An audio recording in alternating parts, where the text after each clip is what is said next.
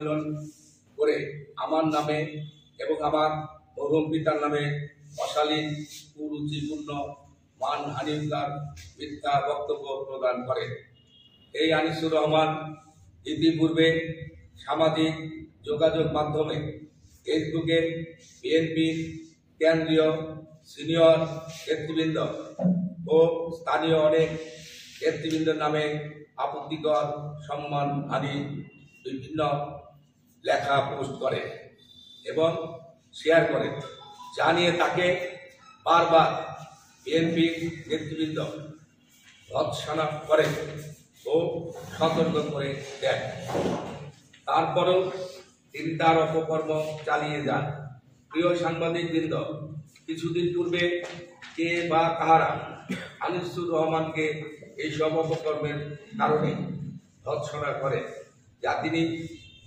তা নিয়ে তিনি অতিরঞ্জিতভাবে টাঙ্গাইল জেলা বিএনপি পরিবারের অনেক ত্যাগী নেতা কর্মীর নামে সংবাদ সম্মেলনের নামে মিথ্যা বক্তব্য প্রদান করে।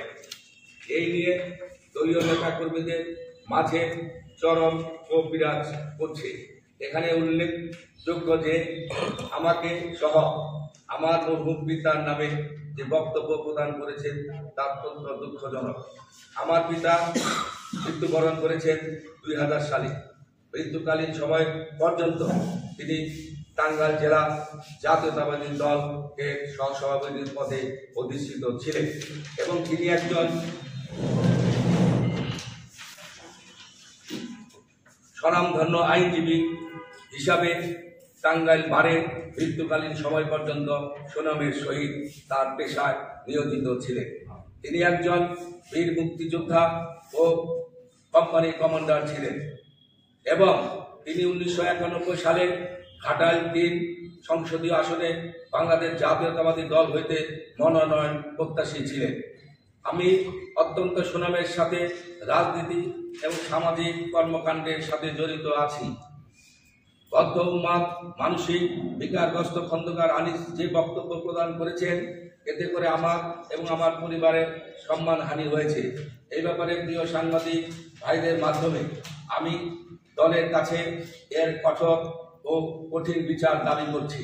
খন্দকার আনিসকে দল থেকে বহিষ্কার এবং সামাজিকভাবে বয়কটের আহ্বান জানাচ্ছি।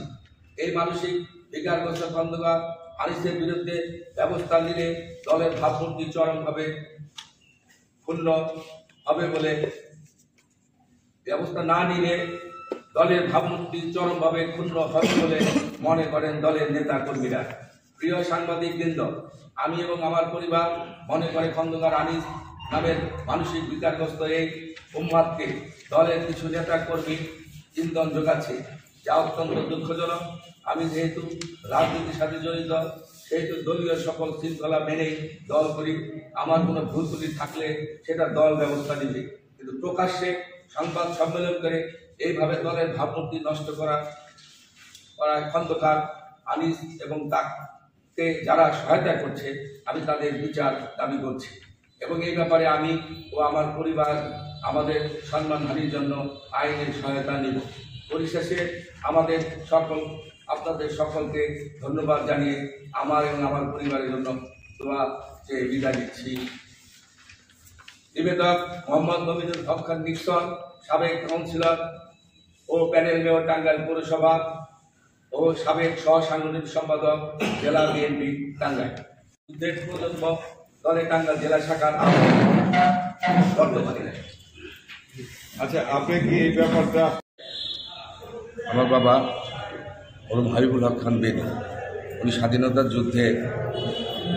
যুদ্ধকালীন কোম্পানি কমান্ডার এবং সাবেক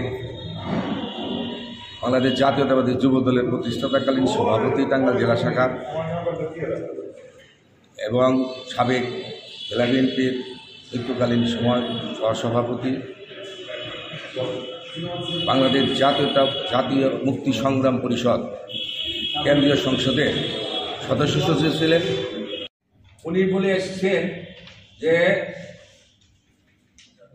জাতীয় চলাকালীন সময় চেহারা বসার স্বৈরাচার এরশাদের 18 দফা বাস্তবায়ন পরিষদের প্রয়াত নেতা হাবিবুল হক খান বেনু পুত্র আমার আব্বাকে উপস্থাপন করেছেন স্বৈরাচার এরশাদের 18 বাস্তবায়ন কমিটির নাকি উনি নেতা।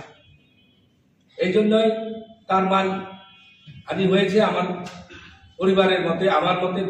আমি যেহেতু এই দল করি, এই দলের প্রতিষ্ঠাতা লগ্ন থেকে আমি এই দলে আমার বাসা, আমি আমার চাটানা থেকে এই দলের থেকে শুরু করেছি 1978 সালে। আমার বাবা প্রতিষ্ঠাতা সভাপতি ছিলেন এই টাঙ্গাইল জেলার। আমি তখন নেতৃবৃন্দকে চা দিয়েছি বাসায়, মনে আছে, ছোট সভা।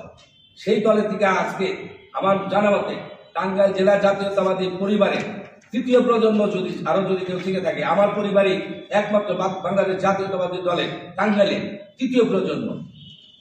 আমার বাবা প্রতিষ্ঠাতা যুব দলের সভাপতি ছিলেন, মৃত্যুকালীন জেলা বিএনপির ভাইস প্রেসিডেন্ট, আমি জেলা বিএনপির সাবেক সহসাংগঠনিক সম্পাদক।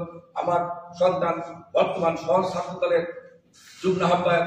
আমার ভাই সাবেক স্বেচ্ছাসেবক দলের জেলা সহসভাপতি। আমার আর দুই ভাই যিনারা আছেন, ওরা চাকরির সাথে জড়িত। ধন্যবাদ। খোদা হাফেজ। বাংলাদেশ জিন্দাবাদ।